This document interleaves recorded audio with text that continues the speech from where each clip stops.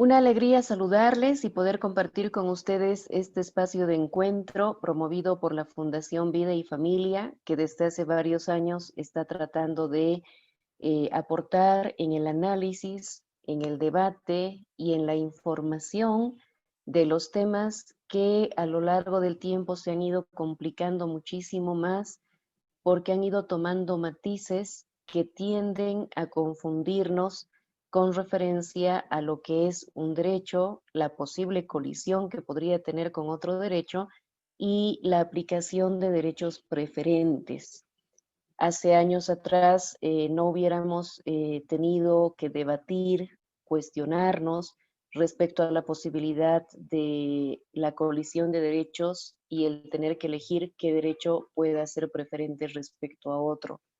Sin embargo, hoy no solo la práctica nos está mostrando que se ha presentado esta situación en la que hay una aparente colisión cuando un derecho, como ocurre con el postulado que plantean algunos de que hubiera un derecho de la mujer a decidir sobre su cuerpo, entra en contradicción con otro derecho como es el legítimo derecho a la vida de un nuevo ser.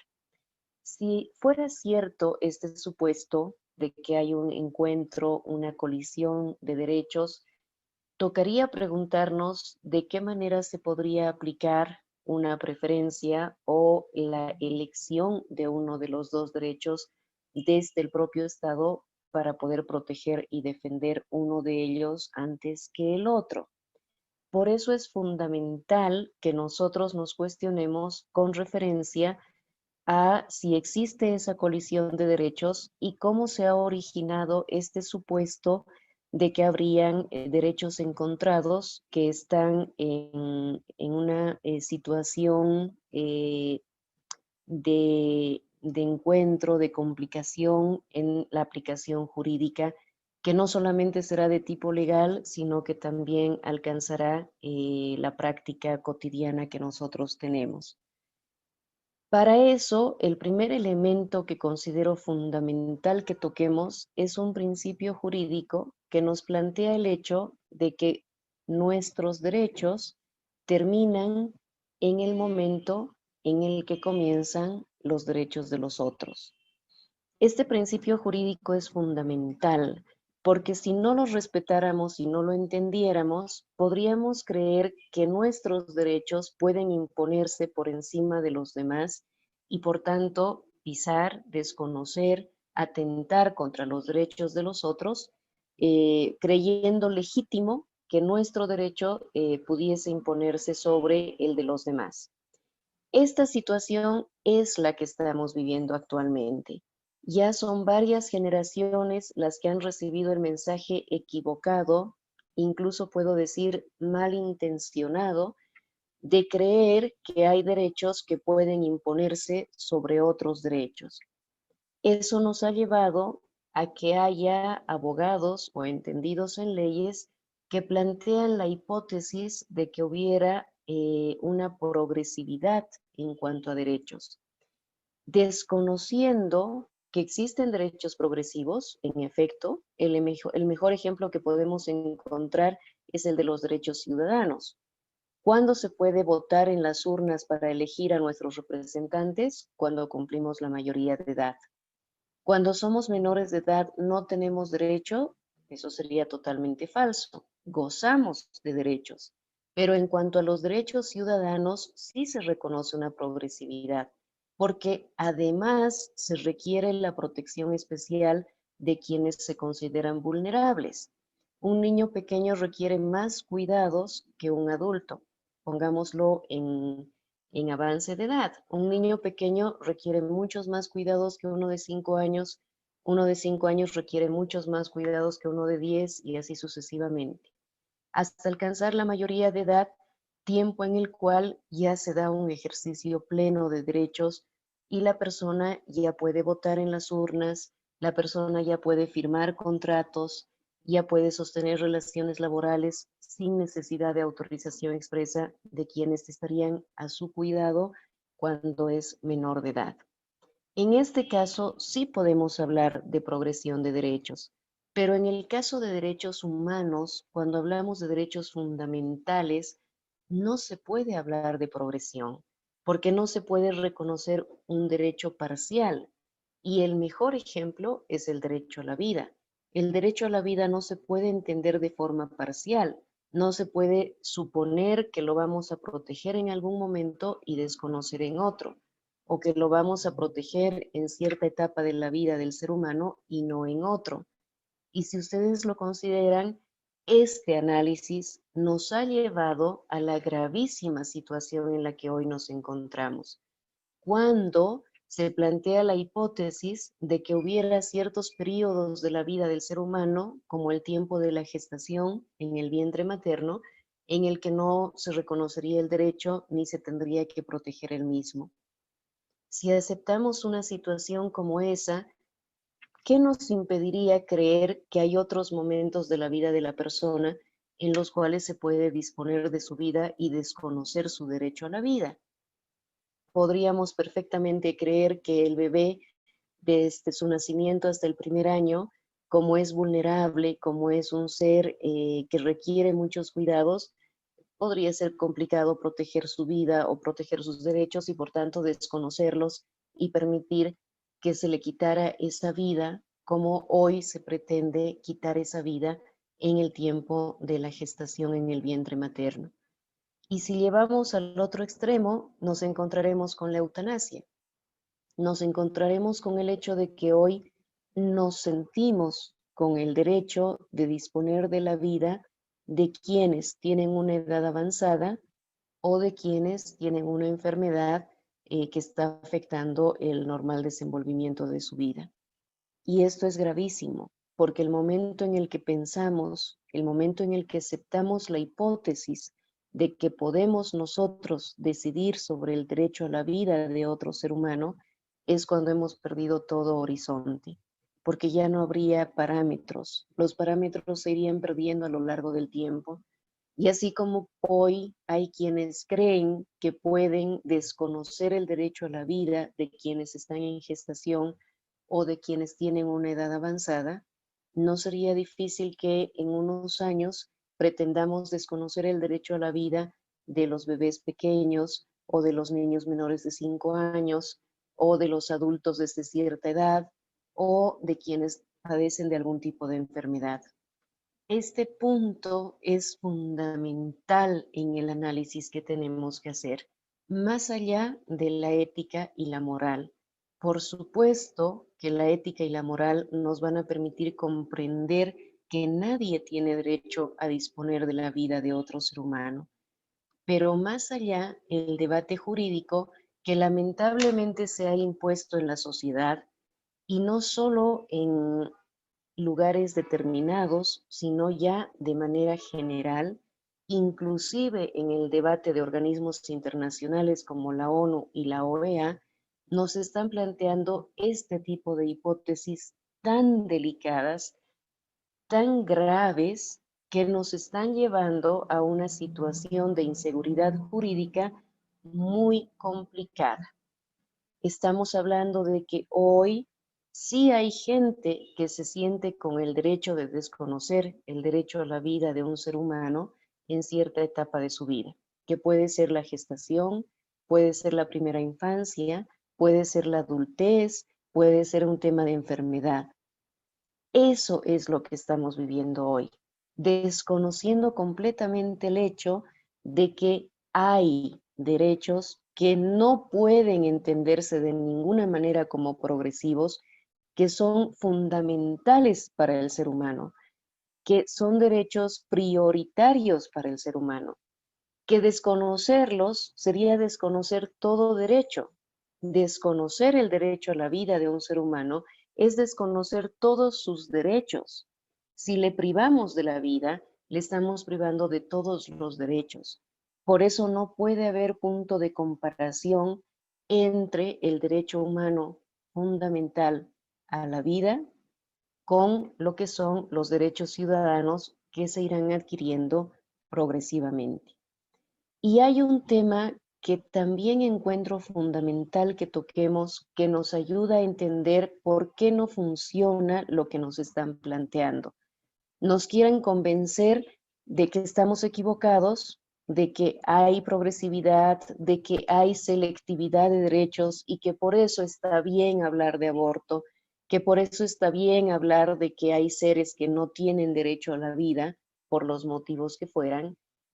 Y pasamos un poco más adelante y nos encontramos con el hecho de que cuando nos plantean la hipótesis de que un niño nace neutro y puede escoger si va a ser hombre o mujer, porque ya hemos llegado a un extremo tal que lo que estamos discutiendo ya no es subjetivo, ya es algo más objetivo.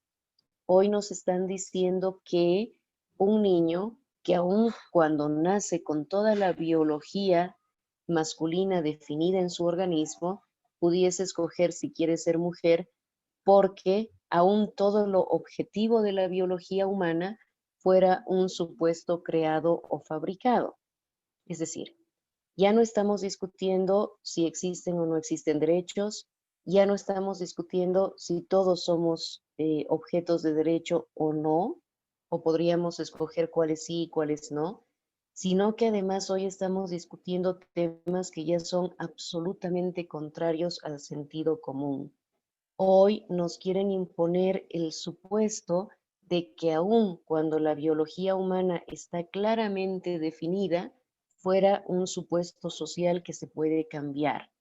Y bajo ese supuesto social se le plantea a los niños la hipótesis de que podrían cambiar eh, su preferencia sexual.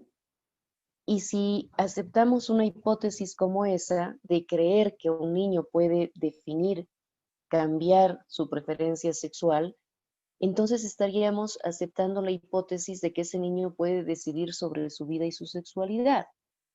Y si ese niño puede decidir sobre su vida y su sexualidad, ¿cuál sería la barrera para que un adulto no tenga relaciones sexuales con ese niño? La sana lógica, el sentido común nos dice que un niño todavía es indefenso, todavía requiere protección, y por eso ningún adulto tiene derecho a invadir su espacio personal, que incluye, por supuesto, el aspecto sexual. ¿Por qué? ¿Cómo se dio esta figura? ¿Por qué se estableció el hecho de que un niño sea especialmente protegido y no se permita que un adulto invada su espacio personal? Porque precisamente ese niño, al ser todavía vulnerable, requiere una protección de los otros adultos y del propio Estado. ¿Qué ocurriría ahora con el nuevo escenario que nos están planteando, en el que nos dicen que un niño tiene derecho a escoger su preferencia sexual? Nos están diciendo que ese niño tiene plena potestad para decidir sobre su vida y su sexualidad. Y nos lo dicen abiertamente. ¿Qué significa eso? Que ese niño podría decidir si quiere tener relaciones sexuales con un adulto. Esta es la evidencia que nos muestra que hemos llegado a un punto de incongruencia, un punto de, disculpen la expresión, pero de estupidez humana, por la cual ya no somos capaces de diferenciar entre lo que es un derecho, mucho más cuando ese derecho es humano y es fundamental, respecto a otro tipo de derechos. El suponer que el adulto que pueda tener tendencias pedófilas tiene derecho de acceder sexualmente con un niño porque es su derecho, es lo que nos hace perder objetivamente el principio bajo el cual debemos respetar el hecho de que nuestros derechos terminan en el momento en el que comienzan los derechos de la otra persona.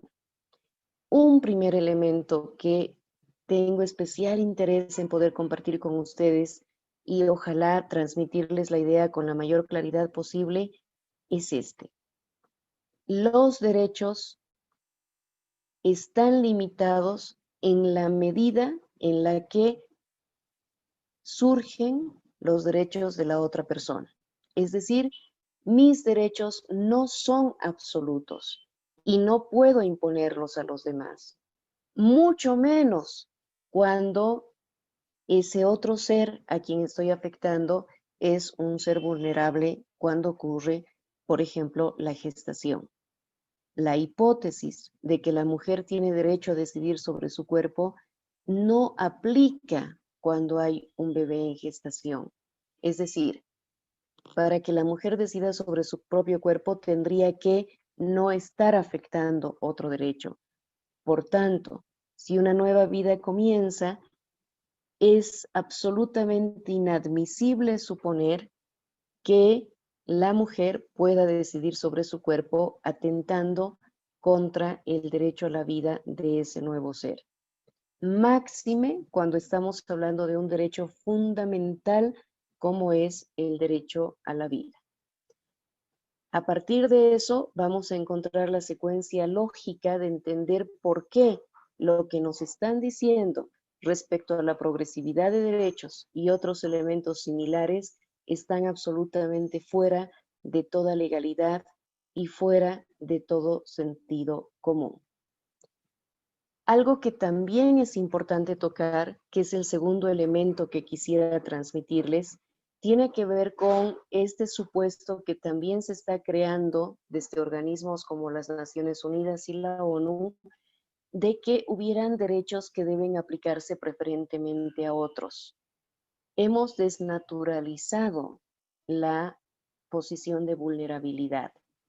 Y en esto nos vamos a encontrar con mucha frecuencia con los derechos planteados para la población GLBTI. Es decir, en el momento en el que organismos como las Naciones Unidas nos plantean que le dan un reconocimiento especial de vulnerabilidad a un sector humano, a un grupo humano, nos están planteando el supuesto de que ese grupo humano, al ser vulnerable, debe recibir una protección especial frente a los demás.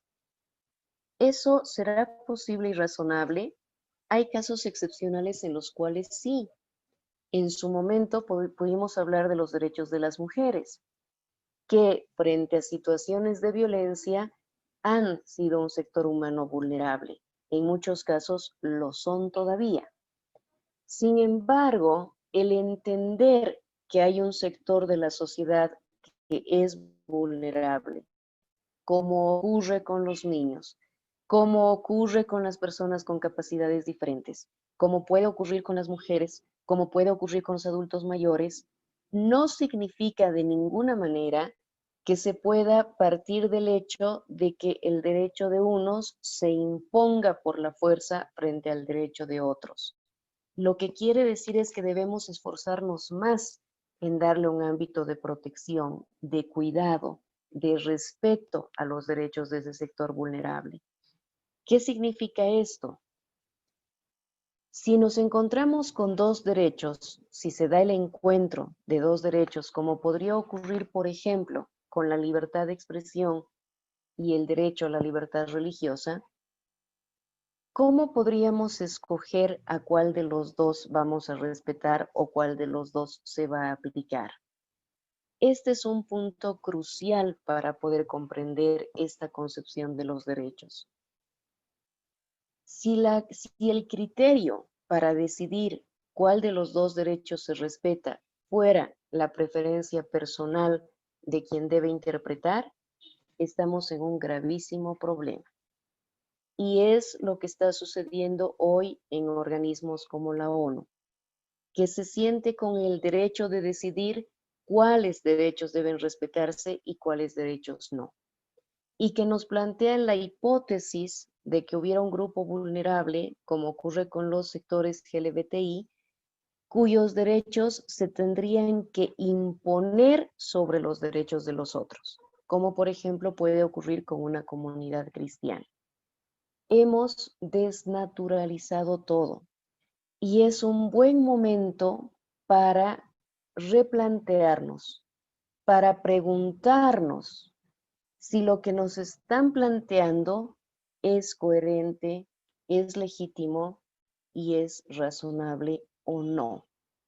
Y nosotros mismos nos vamos a poder responder explicándonos que no es así. No es posible que aceptemos la hipótesis de que hubiera derechos que pueden reconocerse y derechos que no. La hipótesis de que hubiera derechos que deben aplicarse con preferencia sobre otros. O la misma hipótesis relacionada con imponer los derechos de los unos sobre los otros. Mucha de la gente que promueve hoy temas como el aborto o temas vinculados al ámbito familiar, contrarios al ámbito familiar, probablemente creen lo que están planteando. Probablemente aceptaron lo que se les dijo desde algún organismo o alguna entidad en sentido de que hubiera un supuesto derecho que se impone sobre el otro. Esta gente que probablemente actúa de buena fe es la gente con la que tenemos que trabajar para informarle y para mostrarle que en realidad no hay ninguna legitimidad en el desconocimiento de derechos de las personas. Que no nos toca decidir qué derechos deberían respetarse y qué derechos no. Por el contrario, nos toca respetar el derecho de todos los demás sin excepción alguna y comprender el principio jurídico que nos muestra que nuestros derechos terminan en el momento en el que comienzan los derechos de la otra persona. Y este es un llamado especial a los padres de familia. Ser padres de familia nos da una responsabilidad única, una responsabilidad muy especial, mucho más en el tiempo que se está viviendo actualmente. No quiere decir que sea más importante de lo que era antes, de ninguna manera. Simplemente que hoy hay desafíos nuevos que los padres tenemos que enfrentar dentro de la formación de nuestros hijos para que ellos cuenten con las herramientas suficientes para poder enfrentar los desafíos que se les están planteando. Es interesante que para una profesión se dedican al menos 5 años de estudios. Podrían ser más si se hace algún tipo de posgrado. Pero para ser padres, que es la tarea más importante de la vida, no le dedicamos tiempo de estudio. Improvisamos, aprendemos en el camino, equivocándonos con mayores o menores aciertos. Pero es importante que le dediquemos tiempo especial a informarnos y a aprender sobre los temas que hoy están en mesa y que van a ser un desafío especial para nuestros hijos cuando llegue el momento. Dentro de esos temas, les pido tener presente el hecho de que no podemos aceptar los supuestos que nos están planteando respecto a que hubiera legitimidad con relación a temas como el aborto, porque el bebé que está en gestación fuera menos importante que la mujer, porque la mujer ya tiene ciertos años de vida recorrido y por tanto tendría que reconocerse como derecho preferente el supuesto de que la mujer tuviera derecho de disponer sobre su propio cuerpo. La realidad objetiva nos muestra que todo derecho debe ser respetado. Nos muestra que hay derechos fundamentales, como el derecho a la vida, que de ninguna manera pueden entenderse como un derecho progresivo que se va a adquirir paulatinamente, y que es nuestro deber fundamental respetarlo y protegerlo. Mucha gente, estoy segura, de que comprendiendo este principio va a cambiar su visión de cómo entender el respeto a los derechos de los demás, comenzando por el derecho fundamental a la vida. Y entonces podremos confrontar con mucha mayor objetividad los temas de la ideología de género. Cuando hablamos de ideología, estamos hablando de ideas, y las ideas van a entrar en contraposición con el ser humano. No podemos imponer una idea por encima del derecho del ser humano.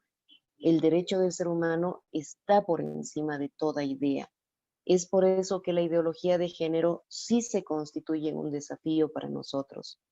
Sí debemos luchar no contra las personas, no contra los derechos, contra esa ideología que pretende imponernos criterios que nos hagan desconocer principios jurídicos, principios humanos esenciales en la vida de todo ser humano. Aceptar nosotros como personas que hubiera algún margen de legitimidad en quitarle la vida a otro ser humano, sea por la edad gestacional, sea por la edad cronológica, ya es algo que nos convierte en seres que están desconociendo los derechos de las otras personas. Solo comprender eso nos va a ayudar muchísimo para hacer frente a los desafíos que nos está planteando la realidad actual, el tiempo que estamos viviendo.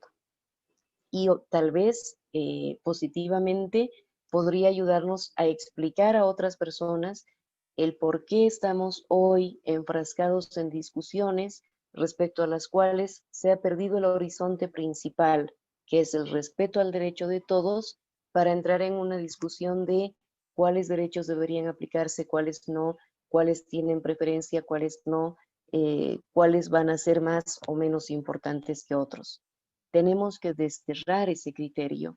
Tenemos que partir de principios lógicos que nos ayuden a construir una sociedad distinta y que aporten para que los jóvenes puedan comprender de manera diferente su situación actual y enfrentar los desafíos que les pone la vida de manera positiva, partiendo del principio del derecho y el deber de respetar los derechos, sobre todo fundamentales de las personas. Este es el tema que quería compartir con ustedes. Espero que las ideas queden lo más claras posibles y quizás tengamos algunos otros espacios para poder responder algunas dudas, algunas preguntas, a partir de el desafío que les planteo ahora. Uno de los temas que nos toca a todos discernir, trabajar e informarnos pasa por comprender si realmente se puede entender que los derechos de unos puedan imponerse sobre los otros y si fuera factible desconocer a algunos seres humanos los derechos que les asisten, sea por edad, sea por género o por la circunstancia de la cual se tratara. Les agradezco enormemente por su atención. Siempre es una alegría compartir con ustedes y por supuesto agradezco a la Fundación Vida y Familia y todos los que son parte de esta organización por el tiempo que le están dedicando y el gusto de poder compartir este tiempo con ustedes.